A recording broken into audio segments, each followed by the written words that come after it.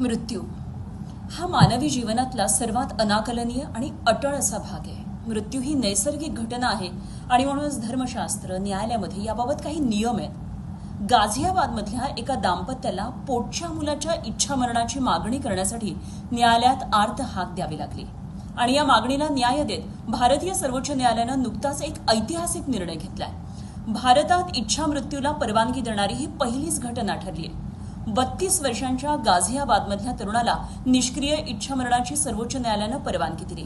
हरीश राणा एका अपघातानंतर गेल्या 13 वर्षांपासून कोमात आहे। केवळ वैद्यक यंत्रांच्या मदतीनं त्याच्या हृदयामध्ये धुकधुक आहे। तो कधीही बरा होऊ शकणार नसल्याचं मेडिकली सिद्ध झालंय। त्यामुळे त्याच्या पालकांनी त्याला जिवंत ठेवण्याचे सर्व कृत्रिम मार्ग हटवण्याची मागणी करणारी एक याचिका न्यायालयात दाखल केली।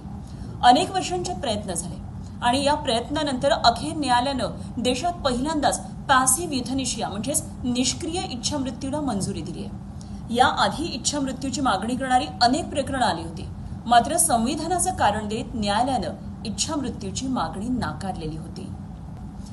आणि आता हरीशच्या बाबतीत त्याला होत असलेल्या असह्य शारीरिक वेदना आणि कष्टांमधून मुक्ती देण्यासाठी त्याला केवळ इच्छा मृत्यू हाच एक मार्ग असल्याचं न्यायालयानं मान्य केलंय।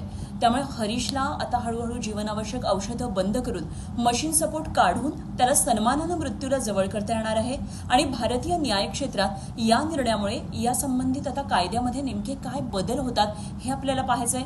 तर जीवनाची प्रतिष्ठा ही केवळ जीवन ओढत राहण्यात नाहीये, सन्मानजनक निरोप देण्यातही आहे, हाही संदेश न्यायालयानं दिला आहे।